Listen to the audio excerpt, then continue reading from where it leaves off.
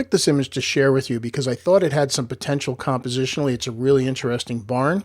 And I had mentioned that I wanted to try out Photoshop's new sky replacement tool. And I thought, well, this is going to be probably the ultimate torture test on that. Because take a look up here. Look at how fine these trees are. You can't see it on the barn yet. You will when we lighten it up. But also on top of that, it was pouring out when we took this image. So let's see what we can do. And we're going to need to start out by lightening the barn. So let's go there first. So let's first bring the highlights all the way down. And then let's bring the shadows a bunch of the way up. Maybe about 3/4 of the way. And we'll add some texture and clarity, maybe a little dehaze because of the rain. And then let's get our brush as soon as it's caught up with that. And what we're going to do is we're going to select the barn and open that up a little bit, make the wood a bit lighter. So let's get our brush. And I'm going to hit the O key. I'm on auto mask. And what I want to do is I just want to select the front of this. So we've got O. Let's make the brush a little bit smaller. And let's start applying the mask to the front of the barn here. I want to get up in here, top of this. Let's make it a bit smaller.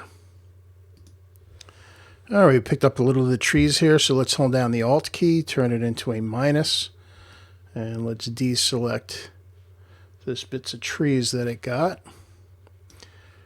And let me bring my flow back up for the minus that I had set for lower. And let's get rid of in there. And then we can hit O to toggle that off. So let's go ahead and bring that exposure up a bunch and see how it looks. Yeah, that just shows us the front of the barn so much better. We can add a little more of the texture in, add some more saturation back into the barn itself. And that's looking pretty good, so we can hit done. In fact, now when we look at the front of the barn, you can see, now you can really see the rain coming down. It was pouring. All right, so I have another thought before we go into Photoshop, and you see all these bits of wood, which were details of the barn. I'm going to grab this bit of wood detail, and I'm going to open these up together. We may not end up using it, but let's take a look. So let's go to Photo, Edit In, and then Open as Layers in Photoshop. I want to open up both of these at the same time. All right, so here's our image in Photoshop. I do have the, as you can see, I've got the wood patterns up there, but let's not worry about that right now. Let's click on the barn background. This is probably going to get cropped, but I just decided to bring the whole thing in. And let's go up under Edit to Sky Replacement. And I did play around with this a little bit, and there is one kind of pretty cool stormy sky built into the samples, so I figured I'd use that. Yes, I've got a lot of stormy sky samples in my skies library, my skies and clouds library, but let's see what the Photoshop comes up with. And under dramatic, I was playing with this sky earlier. That's how I saw that it was there. And let's see how Photoshop does. And while it's coming in, by the way, you can see you can shift the edge around. You can fade it. You can adjust the brightness and temperature. You can adjust the scale. For those of you that are familiar with the new Luminar that has sky replacement as well, it does give you a lot of options, and some of the things it does are pretty cool. But the adjustments you have, such as scale, are very limited. All right, so Photoshop has put it in. We can adjust it around, but actually for our purposes, that's actually pretty good. And if I hit OK, it will go ahead and put it in new layers. And you can see here the layers all in the sky replacement group. And one thing that impresses me about the way Photoshop does this is if you click on Alt and click on the mask, you can see it did a pretty amazing job in creating the mask, plus something that I teach all the time. It faded from the trees up so that it wasn't 100% from the top to the bottom. Now we see that it's left some of the top of the barn, which we do not want. So let's get a brush. Let's put black in the foreground, a little bit bigger brush, and I'm going to work at about 50%, and I'm going to paint this in because I don't want clouds actually coming through the barn roof. All right, that looks better.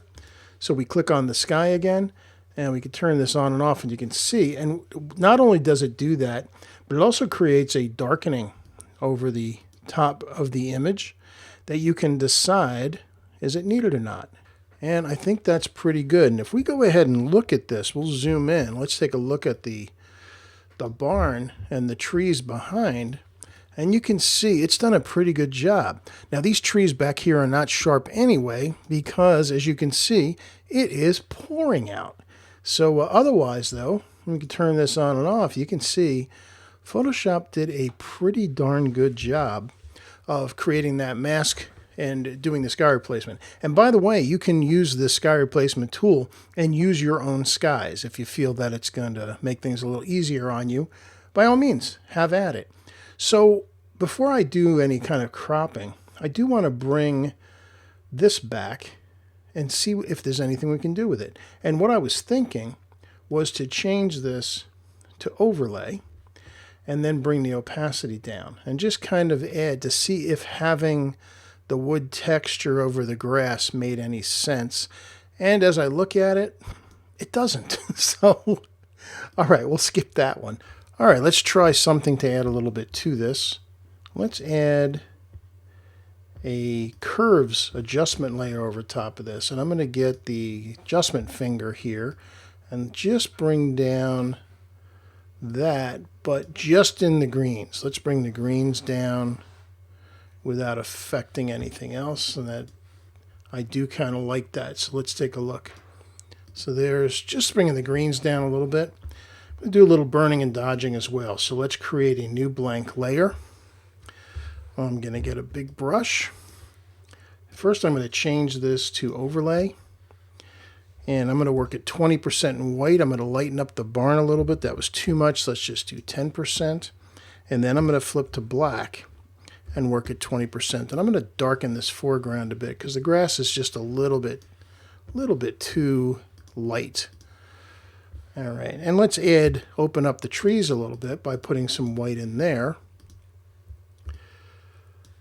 Just to lighten that up so that, again, the focus goes to the barn, less than the trees. And you can see what we've just done. We've changed, with that burning and dodging, where it is you look. All right, I think all we have left is a vignette and a crop. So let's send this back into Lightroom. Just hit Save, Command S. So here's our edited image with the new sky back from Photoshop. Now let's do the final edits on this to really bring it together, to really make it a stronger image. And first of all, let's see. I think the first thing I want to do is I do want to create a bit of a light path from the barn to the foreground. So I'm going to just get a brush, a nice big one. I'm going to hit O so we can see our overlay. And I'm literally just going to do a big swath across the front and have that come down here. And I'm going to hit O to toggle that off, and I'm going to bring up the exposure a bit. Now, I like what that did to the barn, but I think it made the grass in front of it just maybe a little bit too light. So what I'm going to do is I'm going to hold down the Alt key, which turns it into a minus, and I have my minus flow set down rather than 100%. I'm going to bring it almost about halfway down. And what that's going to do is it's going to start to get rid of the effect, but not completely. So I'm just going to paint over here, and you see it's starting to get a little bit darker, but it's still lighter than the surrounding grass, and that's what I was after. And that looks pretty good. So I'm going to hit done there. All right, so that's done. And let's go ahead and go to effects and get our crop. Now again, I'm going to bring it way down and see how round I want this to be. Maybe not quite that round. Let's bring it a little bit more back to the corners. Maybe something like that. And then we can bring our amount back to something normal, maybe a little bit darker. All right, so that's looking pretty good. Now the final thing I want to do is figure out the crop, because there's still too much. The barn is a little too small in the frame, so I think I'm going to want to bring the bottom up something around here or so. Let's bring it in from the left, and there's a little bit too much on the right. I'm thinking, after playing with this a bit, I think actually cropping right through this kind of ground fencing is the answer. I'm going to bring down the top a little bit. And I think that's a pretty good space. We've got plenty of foreground, maybe a little bit more than that. And now the barn is the biggest thing in the frame. And yeah, I think that works pretty well. So I'm pretty happy with that. I'm going to highlight the original one. And let's go to full screen. Actually, let's go back to our original. So that's what we started out with. Did our adjustments to lighten up the barn, sent it into Photoshop, put in a new sky, brought it back, did a little bit of light painting, and here's our final edit after putting everything together. You can see the rain coming off the barn. We've still got a little bit of a light path coming up leading up to the barn. We've got a nice composition. We've got all these borders that stop you from leaving the frame, and it's kind of a fun image. So when you consider where we started, we ended up with something pretty nice. That got a little bit complicated. Hope you enjoyed it. Hope you enjoyed the thought process. And once again, we'll be back doing more. Thanks for watching. Bye.